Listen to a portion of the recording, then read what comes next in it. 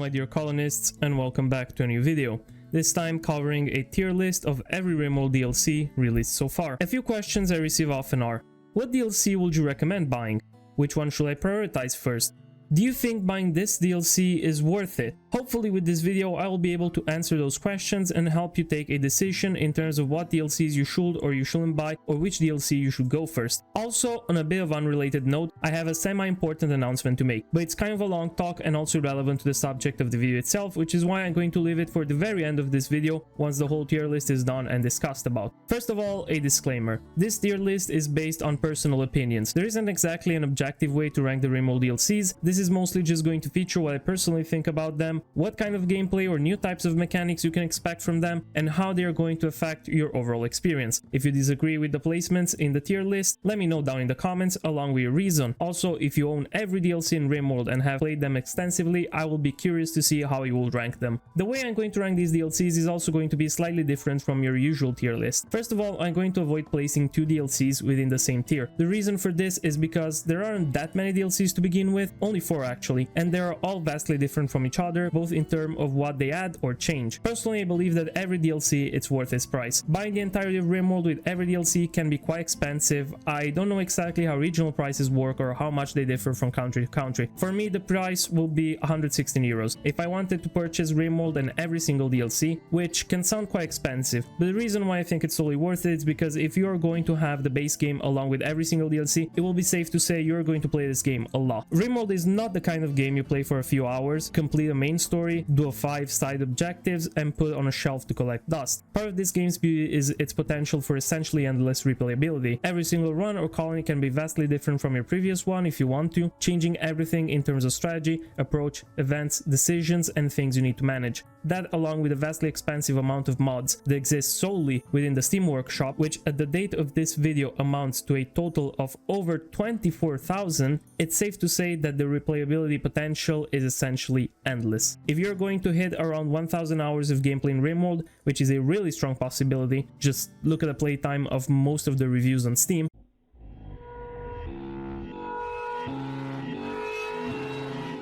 and trust me when I say that 1000 hours is still within the low end in terms of how much Rimworld can be played without becoming redundant, you'd essentially be paying 11 cents per hour, which when compared to like other games or a movie ticket is definitely worth it. Even at half of the playtime, which is 500 hours, which you're easily going to hit if you enjoy this game, believe me, you'd still be essentially paying 22 cents an hour. Again, extremely worth it. But again, perhaps you don't want to put this amount of money into the game. Perhaps you're not sure you can dedicate a commitment big enough to motivate such an expense, which is fine, you know, to each their own. Which is why I'm making this tier list, to kind of provide you a personal opinion on the order of importance for the game's DLCs, which one you should focus on buying first, and how should you continue from there. The rankings are from S to C, essentially one for each DLC. The first DLC we're going to take a look at, it's going to be Royalty. Royalty is a really nice DLC. It's not extraordinary as that is Rimworld's first DLC, but it does bring some pretty neat additions to the table.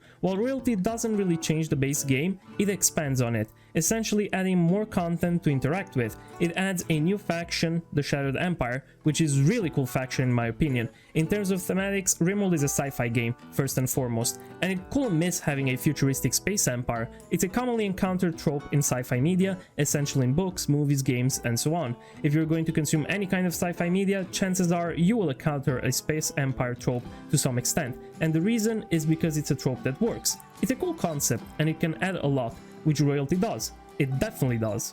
The Shattered Empire faction brings first of all a completely new game mechanic called sidecasting. I have an entire video dedicated to that if you're curious, along with 2 more videos about the general lore and feel of the Shattered Empire if you want to have more details on that, but sidecasting is essentially the ability to use psychic powers, which definitely improve or add a new depth layer to both the management and combat aspect of Rimworld. The Shattered Empire is also a really fun faction to interact with, on both sides of the coin. You can choose to become an ally to the Empire and attempt to raise your colonists to noble titles, which will grant you more psychic powers and various favors that you can call in to have the Empire help you in times of need. They make for fantastic allies and can definitely change the dynamic of the battle. Also, this DLC adds a lot of new side quests which can be completed to earn honor points and further increase or improve your relations with the Empire. At the same time, you could choose to become an enemy of the Empire, which can be fun. it can definitely be fun. The Empire is by far one of the strongest factions in the game.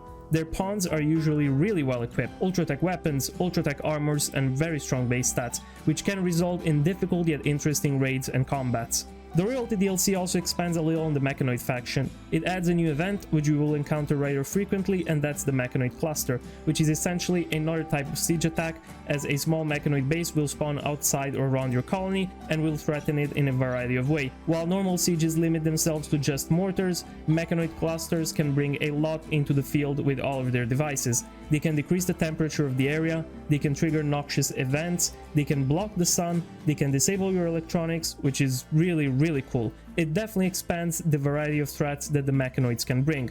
On top of all this, the Shattered Empire also brings to the table a completely new ending, which revolves around becoming a close friend to the Empire, raising the noble titles of your colony, and protecting the Stellarch for a set amount of days at your colony in order to gain access to one of their shuttles, which will take you off to the Rimworld you are currently inhabiting and up to the stars to one of their spaceships. In terms of an ending, it's really not that different from the regular ending, the spaceship one. Down to the core, it's again an ending that requires for you to protect something for a set amount of time, but in this case, it's the Stellarch instead of the spaceship.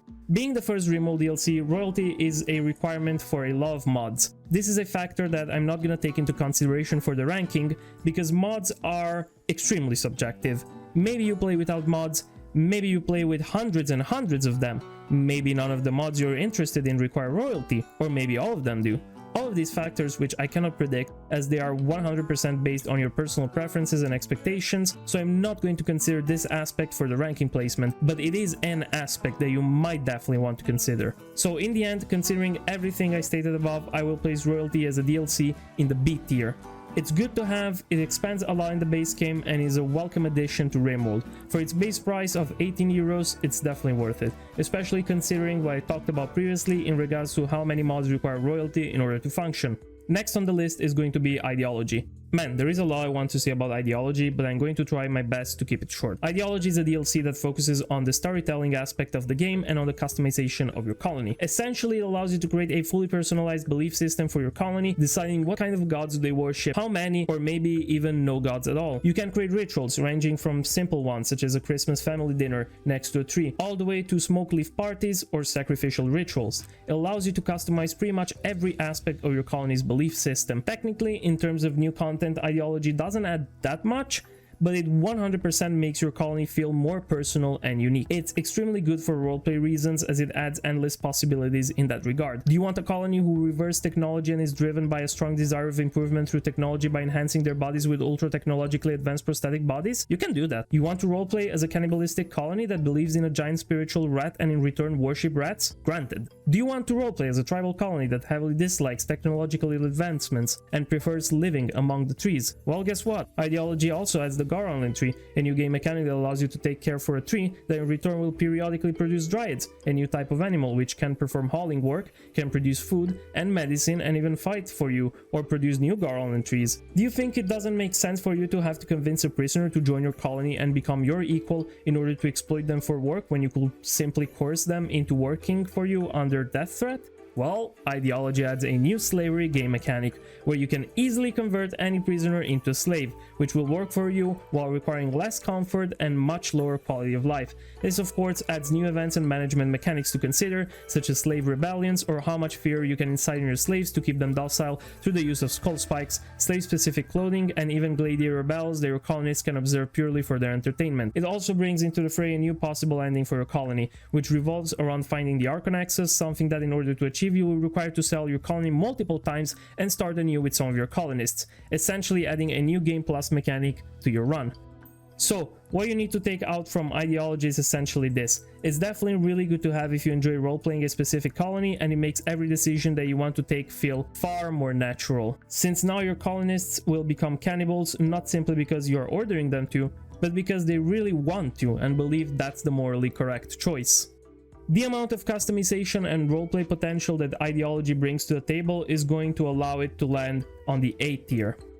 It brings a significant improvement to the base game, and it feels like something that should have been here since day one. I could not imagine playing Rimworld without this. Following next is Biotech. Man, I love Biotech. It's a fantastic DLC and it adds a lot, like a lot In terms of new content, Biotech might be the DLC that adds the most. It adds children into the game, allowing for your colonists to form actual families, have children which will grow over time, become full-fledged adults and form their own families. There is also a new Mechanitor mechanic added into the game, which allows you to construct and control your own mechanoids, expanding into this faction a lot by adding stronger mechanoids to both fight and control, along with a new pollution mechanic that is going to test your management skills in terms of how you handle toxic waste. But the true shining jewel of this DLC are the xenohumans and the genetic modification that it brings. Biotech expands on another sci-fi trope, and that's the variety of intellectually advanced species. While the new xenohumans added into the game are technically not aliens, being just heavily bioengineered humans, they definitely feel like aliens. You have the dirt moles, a race which thrives underground but suffers penalties if living an outdoor focused life. You have the impids, which are essentially, as the name implies, a race of humans with red skin, small horns, and capable of spitting fire. Hell, pun not intended, there is even space vampires, the Sanguivages, which are a race of humans that must feed on blood in exchange of becoming quasi-immortal. And if you don't like any of the xenohumans added into the game or simply wish for more, do not fret. Bioengineering allows you to create your own xenohumans down to every single detail, including hair or skin color, special abilities, strengths, and weaknesses. There aren't enough words to describe just how much content and stuff Biotech adds into the game. It's a fantastic DLC which you should by no means miss out on. If you don't have any DLCs, I highly recommend purchasing this one after getting the hang of the base game, as it will bring a plethora of new experiences and replayability potential, which is why I'm going to put it into the S tier. Finally added into the 1.5 update, the Anomaly DLC. This is going to be a weird one. Given that this is the last DLC on this tier list, you already know where it's going to go, and that's the C tier. But if you were to ask me, which DLC did you have the most fun with? I will confidently answer with the Anomaly DLC. Then why am I placing it on C tier, the lowest ranking in this tier list? Well, there are multiple reasons for that. First of all, I believe that Anomaly should be the last DLC you should purchase. By no means I'm recommending to not purchase it.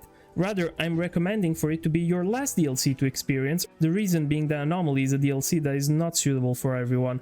Anomaly vastly expands the base game by adding a completely new story and many events into the game, but they're all focused on one thing: the anomalies.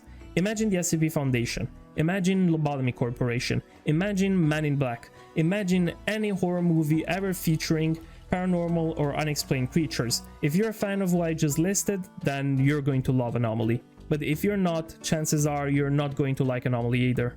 Anomaly adds a form of content that is largely based on a notion of acquired taste. It revolves around the concept of facing off unknown creatures or events and attempting to imprison them in order to study them, gain new insights, discover their weaknesses, and use their powers in your advantage. If this concept doesn't sound fun or interesting to you, then you're not going to enjoy this DLC, which is why I'm placing it so low on the tier list. Of all the DLCs that exist, Anomaly is definitely the most taste-specific one. It's a wild card that you're going to either love or hate, but it's definitely not required to embrace the full Rimworld experience, as it essentially turns the game into something completely different. It's not something you will want to experience frequently with every colony, but it brings out most of its potential when played with a colony dedicated to capturing, fighting, and studying anomalies. Again, C tier. It's a lot of fun. It's a really detailed and well done DLC if you ask me. The soundtrack is beyond amazing. It contains some of my favorite tracks from video games of all time, but you can play, enjoy, mod, and have fun with the game without the Anomaly DLC just as well. With this, I have finished ranking Rimworld's DLCs. The order that you see from S to C is the one I believe you should purchase and play these DLCs in. Again, this is all based on personal opinions. If you disagree, let me know down in the comment. Tell me what your personal ranking will be. Also, let me know if you enjoyed this video and would like for me to make more tier lists into the future. And now onto that announcement I talked about at the beginning. If you have been following me for the last 1 or 2 months, you will have definitely noticed that this channel has experienced incredible growth. 3 months ago I posted my first Rimworld video, and I only had around 240 subscribers. Now, 3 months later, this channel jumped to 5,000 subscribers and a lot of positive praise from a lot of you, asking me to release new videos, offering advice, and wanting to see more of my content. What started as a simple hobby to kill time has turned into something that is now taking up many hours of my time every day. And I'm not complaining. I love creating content. I love interacting with you all in the comment section or in the Discord server, and I would like to continue doing this. For this reason, I have decided to turn on channel memberships. If you enjoy my content and would like to directly support my work for a monthly fee, you can become an official Night Archives member. All the money earned from that will be directed towards paying for bills and groceries, which will allow me to work on new videos stress-free, along with purchasing or upgrading my current hardware in order to output better content, such as an improved internet connection for live streams and an even better microphone for improved audio quality. Just as a disclaimer, while some videos might become available a bit earlier to members, I will never make them fully restricted to members only. I understand that some of you might want to support me, but are unable due to financial or personal reasons, and I get that. For this, I will never put my videos behind a paywall, essentially allowing everyone to enjoy my content for free forever. And while that might lower the chances of more members joining, it's the decision that I personally believe to be the most morally correct and fair towards everyone. What you're going to receive in exchange, though, it's going to be all of my personal gratitude. We will be responsible for making this channel more sustainable for me from a financial point of view, and you will be regularly thanked both during live streams and videos for your contribution. I know it isn't much, but it's currently all I can offer. More perks might appear along the way, so stay tuned for that. With this, I would like to thank everyone for watching this video to the very end. Don't forget to drop a like and subscribe if you enjoyed it, and I will see you in my next video. Have a good night.